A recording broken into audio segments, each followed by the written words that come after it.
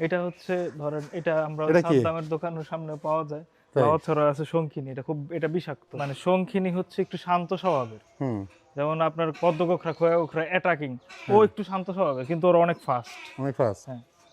এই যে এটা দাঁড়ান দেখাই। এই যে।